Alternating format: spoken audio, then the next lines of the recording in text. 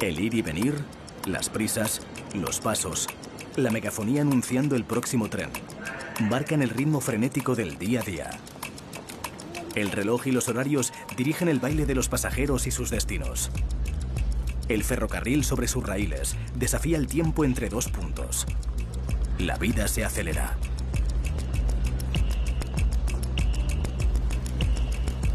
La máquina de vapor de James Watt dio el pistoletazo de salida para la revolución industrial. Una revolución que transformaría los sistemas de producción, la economía, la sociedad, el paisaje y, evidentemente, el diseño y la arquitectura.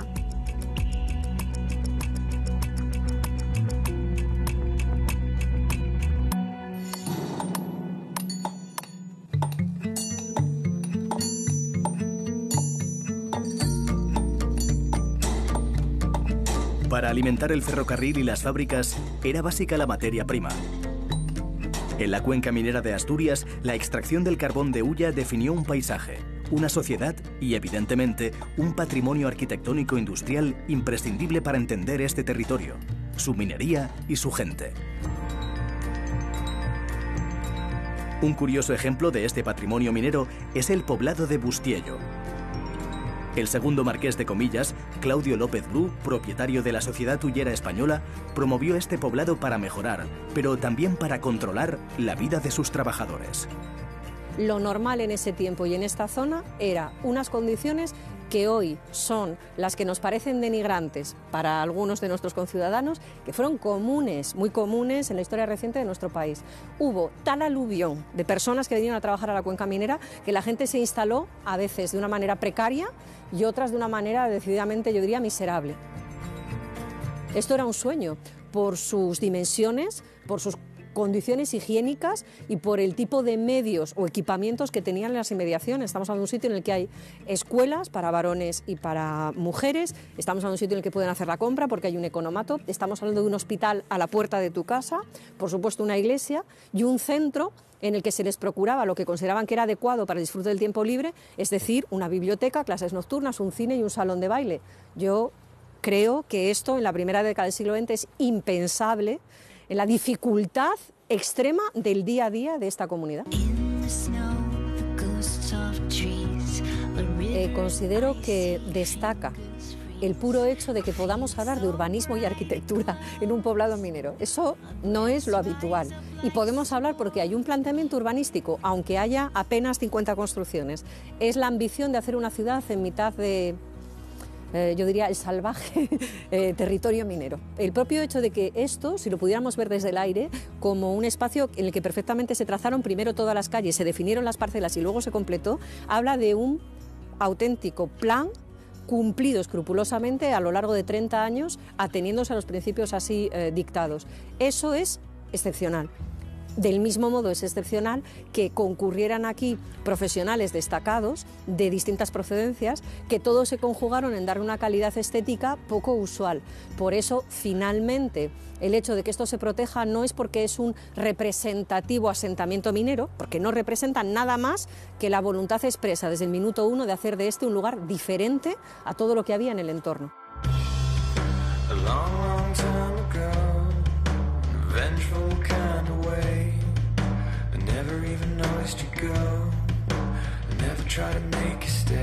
En el concejo de Mieres también encontramos el socavón La Rebaldana, restaurado por un grupo de mineros prejubilados empeñados en recuperar parte del patrimonio minero de este territorio.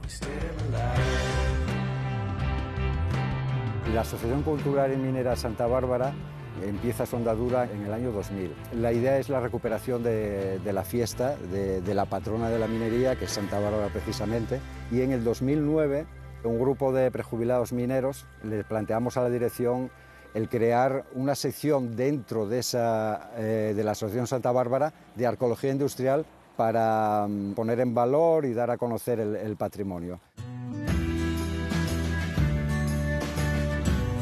Este socavón es el primer, digamos, elemento de patrimonio industrial minero que recuperamos.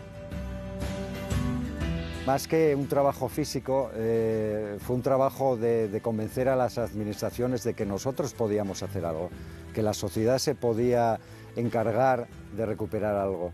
Realmente aquí trabajamos 5 personas. 5 personas que se extendió en el tiempo, pues bueno, durante 2 años por ahí, porque esto se hizo sin dinero. Nosotros no tenemos dinero, solamente empleamos una figura del derecho consuetudinario asturiano que se llama la sextaferia.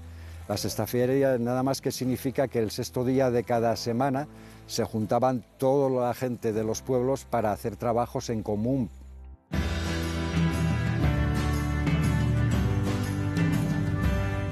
Indudablemente cuando estaba trabajando en la mina no tenía la idea de que iba a parar haciendo estas cosas, pero me siento muy reconfortado el poder hacerlas en el sentido de que estoy recuperando parte de mi historia, y no de mi historia propia y personal, sino de mis padres, mis abuelos y muchísima gente que dejó la vida en estas explotaciones, ¿no?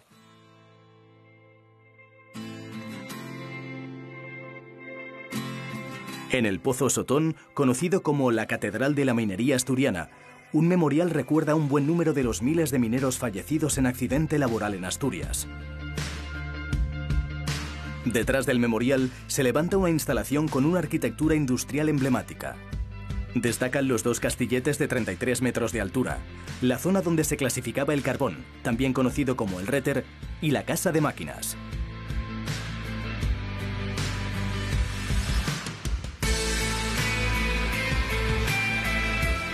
Este pozo estuvo en activo hasta 2014, año en el que fue declarado bien de interés cultural. El patrimonio industrial es básico para entendernos como sociedad. Si perdemos el legado etnológico industrial, Asturias será como cualquier otro sitio. Y yo creo que lo que atrae de este territorio a la gente es su autenticidad y su arraigo. Tenemos que sentirnos orgullosos y encontrar ahí algunas claves a lo mejor para nuestro futuro, que en este momento, en esta cuenca minera, es sin duda complicado. Así que no nos lo podemos permitir, no lo podemos perder.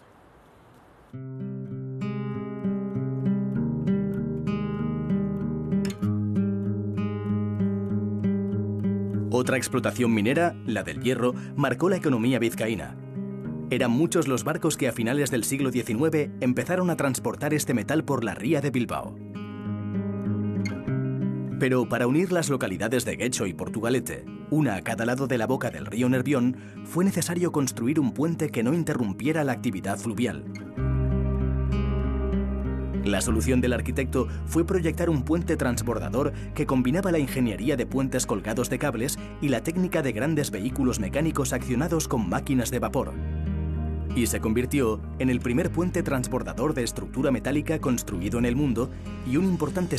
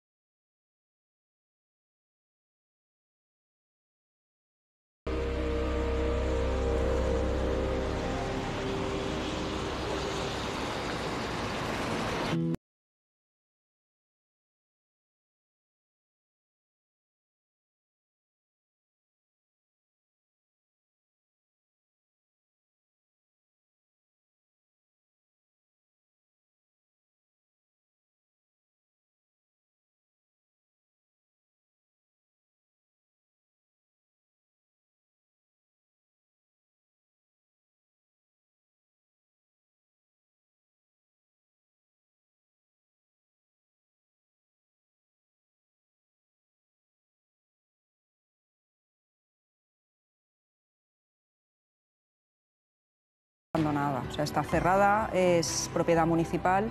Se realizó un estudio histórico, un inventario arqueológico previo, pero queda muchísimo trabajo por hacer y sobre todo por recuperar, o sea, porque es un ejemplo muy importante de Valencia y debería ser recuperado.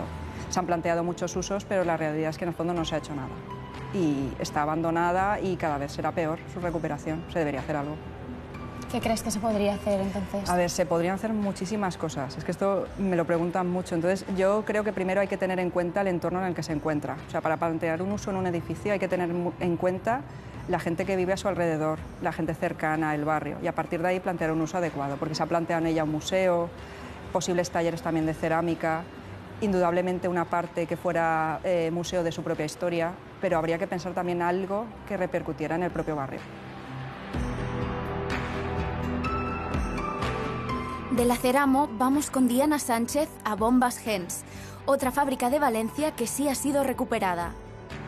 Esta arquitecta doctorada en patrimonio industrial tiene claro el largo camino que queda para valorar, interpretar y difundir buena parte de este patrimonio. ¿Qué se entiende por patrimonio industrial? Muchas veces no se entiende ni patrimonio, pero lo primero es que se suele considerar solamente a las fábricas, a las propias construcciones fabriles. Pero es mucho más, o sea, estamos hablando de que es la memoria del trabajo, de los trabajadores, de los empresarios. Patrimonio industrial también es la maquinaria, las herramientas, los archivos industriales, el cómo se hace una producción, eso es el patrimonio industrial intangible. Entonces es un patrimonio muy amplio, muy cercano en el tiempo y por eso cuesta mucho de hacerlo ver como patrimonio. Entonces es un trabajo muy complicado todavía hacer que lo vean. Debemos valorarlo más. Se tiene que valorar mucho más. Lo que pasa es que al ser tan cercano, en muchos barrios se encuentra una antigua fábrica que a lo mejor ha dado de comer a todo ese barrio en un momento dado, pero no se aprecia como patrimonio. Saben que está ahí, es cercano, lo ven todos los días, pero no lo valoran. Y hay que enseñar a valorarlo.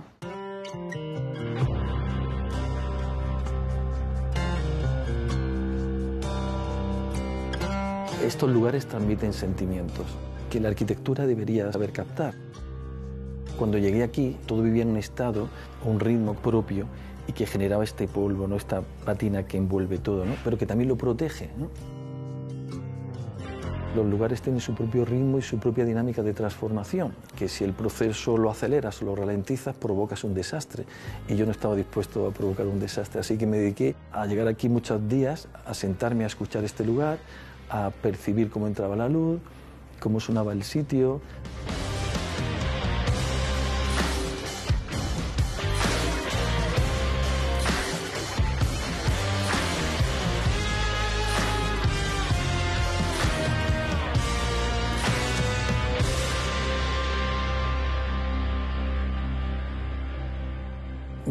Mi historia en esta fábrica empieza hace mucho tiempo, cuando era estudiante, estudiaba arquitectura en Sevilla, y digo así porque era hacia allá Sevilla, ¿no?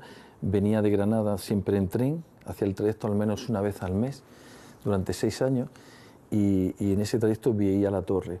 Y me pareció un sitio fascinante y un día pensé que me gustaría que se convirtiera en mi estudio de arquitectura. Tenía esa fascinación por la obra de artistas como Andy Warhol, Factory y toda esta historia vinculada con el arte y los espacios industriales, ¿no? Entonces ese fue el inicio.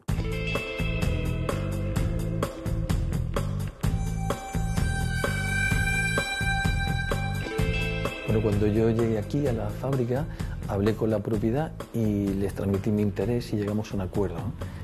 Un acuerdo por el que yo preservaba este lugar y desarrollaba trabajos de levantamientos, documentación y podía estar en la fábrica, ¿no? Llegamos a este acuerdo y así he estado durante 32 años, desde el año 1986.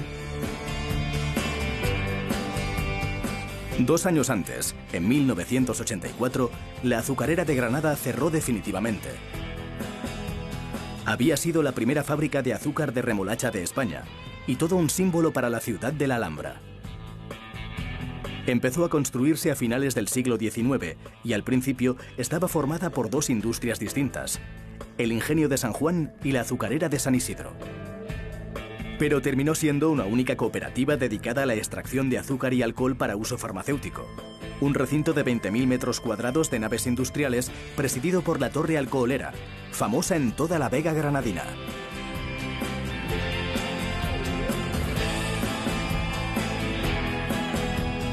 La torre se convierte en una referencia maravillosa que se ve de cualquier punto. Cuando yo llegué aquí a la torre y subí, me encontré que Era un espacio que estaba muy hermoso, muy atractivo, muy parecido a lo que hay ahora, pero bastante desvencijado, había perdido las carpinterías, había grandes rotos en los forjados, pero tenía la belleza de la ruina, ¿no? Esa belleza arrebatadora de la ruina que a mí me atrae tanto, ¿no? La primera idea fue transformar este espacio, adecuarlo, adaptarlo para el estudio de arquitectura. Y empecé a hacerlo, pero cada día que venía me daba cuenta que la torre tenía un propio ritmo de transformación, o su propio ritmo de tiempo, ¿no? Y lo que me dediqué fue a fabricar experiencias propias para ver lo que daba de sí este lugar. He llevado a cabo muchas actividades, exposiciones, conferencias, ciclos de cine, cocina, cultivos, camping de amigos, acampadas. Ha habido un sinfín de actividades que me han permitido ver cómo actuaban los espacios de acuerdo a esas actividades.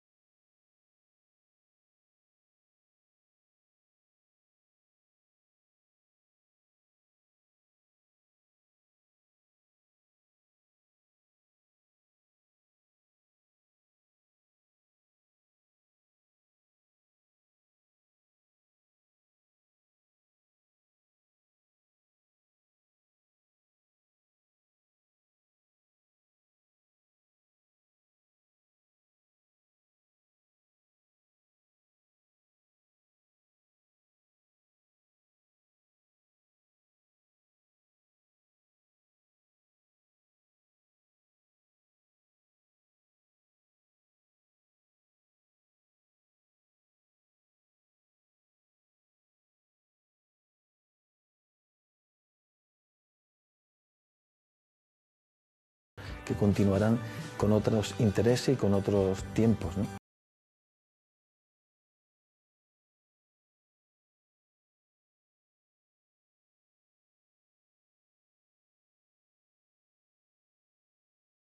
Industrial aquí, pero ¿se ha perdido mucho a lo largo de los últimos años? A ver, se ha perdido muchísimo, desde el 70 y algo, que fue la desindustrialización. Se empezó a perder muchísimo. ¿Por qué? Porque las fábricas, estas fábricas más emblemáticas, al principio estaban en la periferia de la ciudad, pero poco a poco las ciudades fueron creciendo y las iban envolviendo con el entorno urbano. Y empiezan a tener una situación muy privilegiada sus solares. Entonces, tiene mucho más valor los solares muchas veces, entonces se empezó a derribar mucho, muchas fábricas empezaron a irse a polígonos industriales y sus instalaciones se transformaron en obsoletas. Y antes de mantener una fábrica que no utilizas, o la derribas, o la vendes, o la dejas abandonada. Entonces, hemos perdido muchísimo patrimonio y estos años, aunque ahora ya se pelea más por él, seguimos perdiendo patrimonio, o sea, porque en Zaragoza tenemos el caso de la Fundición Aberli y lo hemos perdido en parte, y era una fundición centenaria que se encontraba perfecta y completa, con todas sus instalaciones, con todo el archivo, con toda la maquinaria, y se derribó en parte.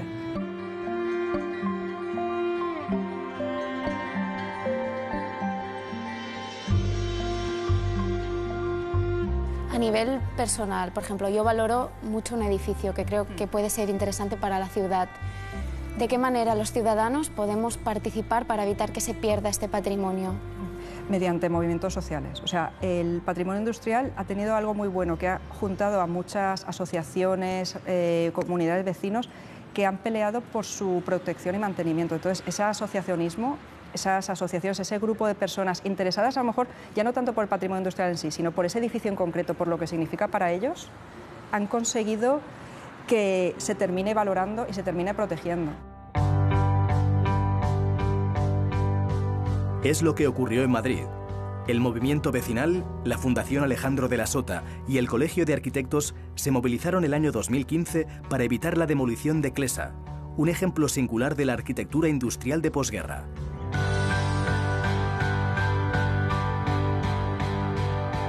Esta fábrica emblemática de los años 60 la ideó uno de los grandes arquitectos españoles de la segunda mitad del siglo XX, Alejandro de la Sota. Alejandro de la Sota decía que la arquitectura moderna es especialmente sensible a la desidia de la sociedad. También decía que en el momento en que la sociedad decide rehabilitar esas piezas, vuelven a recobrar inmediatamente su vitalidad inicial. Cuando una obra cae en desuso, una obra, digamos, de ese tamaño, de esa importancia, por cuestiones económicas o de intereses comerciales, deja de usarse para los fines para los que fue creada, el edificio queda vacío. Entonces, si un edificio vacío no se recupera, no se rehabilita, pues bueno, la inclemencia del tiempo, el paso del tiempo, lo que hace es que se vaya destruyendo poco a poco y bueno, pues el edificio puede llegar a perderse. Es decir, hace falta la imaginación del político, de las personas responsables, de los organismos responsables, para que edificios como Clesa puedan rehabilitarse y puedan encontrar un nuevo uso.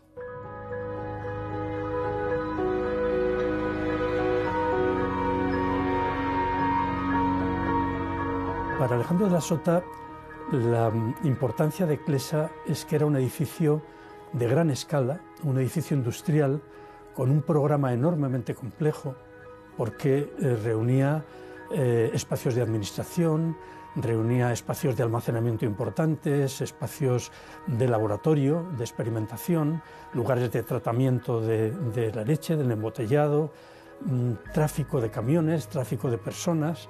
Y Sota estaba muy contento porque decía que la fábrica respondía, materializaba ese organigrama de actividades. Él había pensado la fábrica como partes que funcionaban con independencia, se distinguen también en el edificio, que podían resolverse de manera, digamos, adecuada a lo que cada parte resolvía, y luego el conjunto se ensamblaba, él decía, como las piezas de un reloj.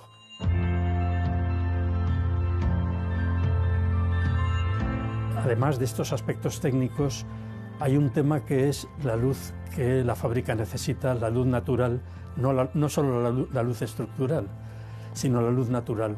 La forma de emplear esas siluetas, de emplear los lucernarios, de concebir el espacio interno de ese lugar, tienen una cualidad muy especial, esa cualidad que sí acercan el edificio a una pieza no solo importante de arquitectura industrial, sino también de esa condición de obra de arte que la arquitectura de Alejandro de la Sota tiene ineludiblemente.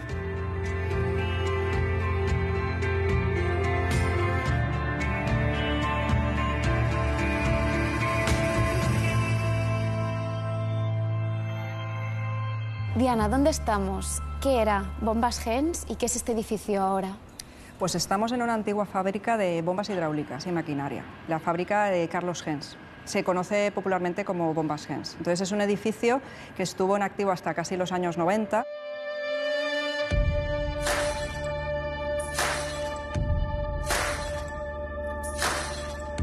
Y luego durante 24 años estuvo abandonado. A su suerte incluso se planteó su derribo y su transformación en un complejo hotelero. Entonces los precursores de la Fundación Pere Moral Art pusieron la vista en él y quisieron recuperarlo para poder reutilizarlo para las diferentes iniciativas que tiene en cuenta esta fundación. Entonces, una antigua fábrica que tiene parte de su historia y ellos mismos, la fundación, la ha recuperado y le ha dado un futuro.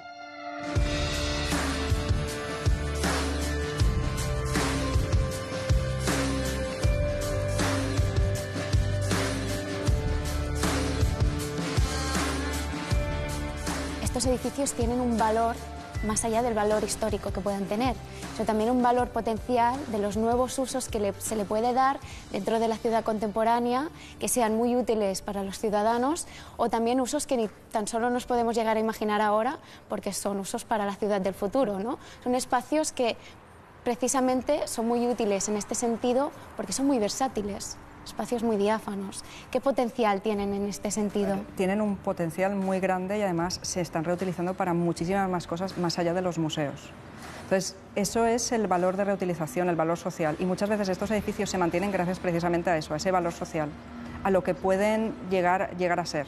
Entonces, estamos hablando de edificios que pueden llegar a ser ambulatorios, bibliotecas, guarderías, incluso viviendas, espacios de coworking. Cada vez es más habitual pequeñas naves que se recuperen para hacer espacios para diferentes usos, para multiusos, para diferentes empresas, viveros de empresas.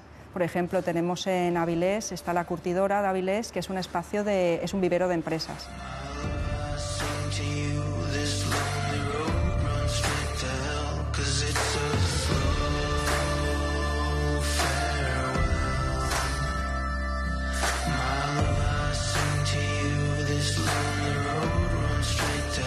podemos hacer para no seguir perdiendo este patrimonio? Educar en patrimonio, pero ya no solo a las universidades, porque el problema muchas veces de las universidades es que el ámbito académico es muy cerrado. Se queda, se habla de ello, pero no sale fuera.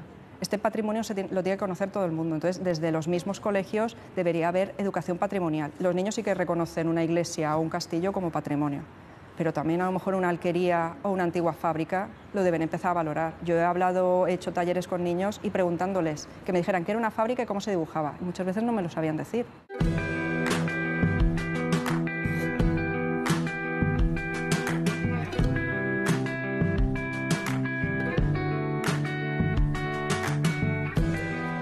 Para que niños, pero también adultos, podamos comprender la importancia de nuestro patrimonio industrial, es interesante visitar el Vapor Aymeric Amat i Joubert.